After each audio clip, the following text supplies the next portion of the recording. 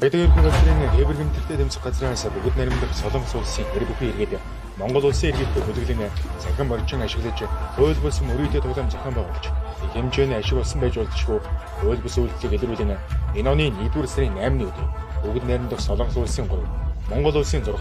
нийт 9 иргэнийг дайжлан баривчилсан. Мөрдөн шалгах ажиллагааг прокурорын байгууллагын зөвшөөрлөөр явуулж иргэн холбогдогч нарын байрлаж байсан орон байрнаас олон тонны гар утас, өндөр хүчин чадал бүхий компьютерууд, банкны карт, хадгаламжийн дэвтэр, олон улсын бүүлгийг хийх васка төхөөрөмж, гадаад улсын болон үндэсний мөнгөнд тэмдэгтүүдийг хураан авч хэрэгтээ эдмөрийн баримтаар дуудсан.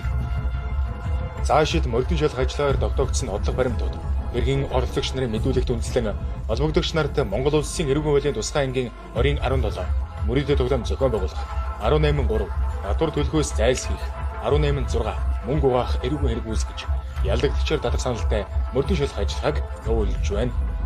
Иймд мөрөөдөд тоглоом зохион байгуулах, түүнд дэмжлэг үзүүлэх зорилгоор төлбөр тооцооны данс, захин мөнгө, виртуал хөрөнгө, харилцаа холбооны сүлжээний дугаар, захин тодорхойлогч хэрэгслээ ашиглуулсан бол эрүүл хуулийн тусгай ангийн 2017, 2018, 2019-р зүйл хэсгүүдэд заасан гэмтрэг ба тэгээс 3 жил хүртэлх хугацаагаар 20 хал шийдвэртэй болохыг цагдаагийн байгууллагаас анхааруулж байна.